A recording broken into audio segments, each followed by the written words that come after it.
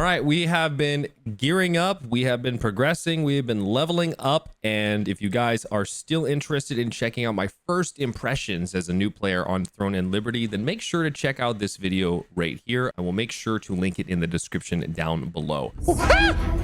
Now, leveling up and gearing up in Throne and Liberty is very simple, very digestible. And if you're interested in learning more about how to progress quickly through getting to max level and then what the gearing progression system slowly turns into, then stick around. This is the video for you. And I'll be giving you some of my perspective as a new player into the game who has been very heavily focused into the MMO genre series. And I have a very good understanding of these systems. And I definitely think I'm ready to relay this information onto you guys. So just before we get started as well, if you're interested in fast laning all the way to level 50, there is a way to do that. You can do that within 6 to 8 hours, even less if you know what you're doing. However, for the majority of us, I personally would recommend going through the story, taking your time, approaching this casually, and enjoying the scenery while you can. Progressing through the story and taking your time with certain things and doing certain activities will also allow you to tack away at some other tasks in the background that I do find to be important. And I'll mention that as I continue to progress through this video. But in simple terms, the main way to level up is the main quest line. You want to follow that purple star on the top right-hand side and get all your main quests done. Questing is the best form of XP. Stopping to kill mobs and leveling up through mobs is going to be one of the slower, if not slowest way to progress to do things, unless it's attached to a quest that you're doing. So if you see that purple star, you see that purple quest that you can do it if you're interested in progressing through the levels. As you progress through levels, you will be able to open up lower tier dungeons such as level 20 stuff, level 30 stuff, and it is okay to do. I myself found myself not doing it because it does consume a currency to go into some of these dungeons, and I like to save that for the higher levels, level 50, so I can do them more and yield more rewards, better rewards overall. I'd recommend doing the same thing. But to simply say, progressing through that main story, at some point you will get hit with a block, meaning that you will need to gain a couple extra levels before being able to continue through the main storyline. And you may be wondering, well, if the main story is the best way to progress through leveling, then what do I do in these little sections? And the best thing to do is area quests. If you are in a certain area, you may notice on the right-hand side, you have area quests that you can do. If you click on them, they will show you the direction and area you need to go to. By completing these, you will get good little bits and chunks of XP. Some of these quests may be as simple as talking to NPCs or going out and killing mobs and completing them and turning them in for, again, good chunks of XP. Continue to do these things in the areas that you are in. You will get really great XP in order to get to the next point and chapters in the storyline, where the story will then continue to give you the best XP for leveling up. If you have completed any of the area quests and all of the area quests and you need more to do, just simply go relocate yourself to another area closer to your level, and you will find more areas that will reward you with XP based on the level that you are. It's very simple. Follow the main quest line, eventually get to a checkpoint where it encourages you to go out, explore the world, and go level up. Go do those area quests, go right back into the storyline. It's a bit monotonous, it's a little bit dry, it is a little bit long, but this will be some of the best, most efficient ways of progressing through. So if you're interested in doing that, that is how I've done that. Now, the reason why I've recommended not power leveling, you can do that though. The reason why I've recommended not doing that is because there are extra little side rewards that you can claim in the background for exploring certain things, talking to certain people, doing certain tasks.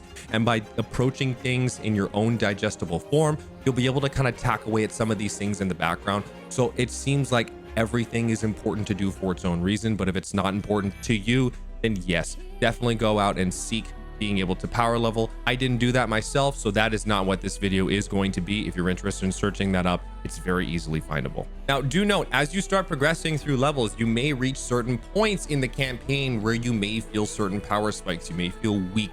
It's very important to make sure that you prioritize leveling your skills, upgrading your gear. Enhancing system is very easy to follow, and there are quests that also encourage you to go do that. So as you're progressing, continuing to follow along the storyline, if the mobs die slower or if you're getting hit harder, that may be an indicator that you are reaching a little bit of a power spike issue, and you simply just need to take a second, level up that gear, level up those skills, and then be able to comfortably carry on.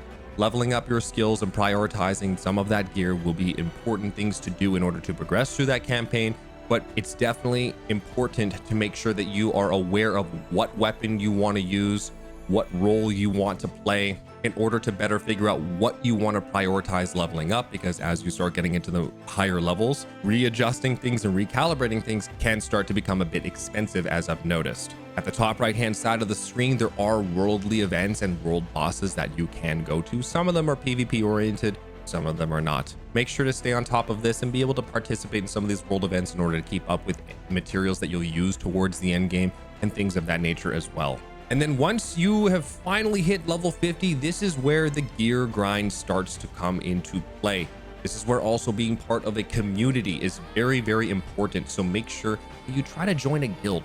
Try to join community things where you can also participate in extra activities where you can tack away at earning more gear, more rewards, and continue to progress through your gear score. You can do things such as running higher level dungeons where roles play a very significant part in what you're doing, such as the simple tank, healer, DPS. I myself am playing a healer. Healer seems to always be needed in the activities that we are running, and I'm having a lot of fun with it. I do really actually enjoy the combat in the game, even though it is tab target, and tab target's not necessarily for everybody. It is very, very fast paced for what it is, and I very much enjoy that type of micromanagement and pace of it, because it can actually be a lot to stay on top of, and I'm very much enjoying that about it. But more importantly, going through those extra activities, going to world bosses, tacking away at little extra things to do. And I will make a follow-up video on all of the extra little nitty-gritty things you'll need to stay on top of, but I don't want this video to become overwhelming. I simply just want to give information on solely what I was doing to focus on leveling up and getting to level 50 to get into that next chapter and portion of the game. But again, a sneak peek into some of the things that you're going to be doing are, again,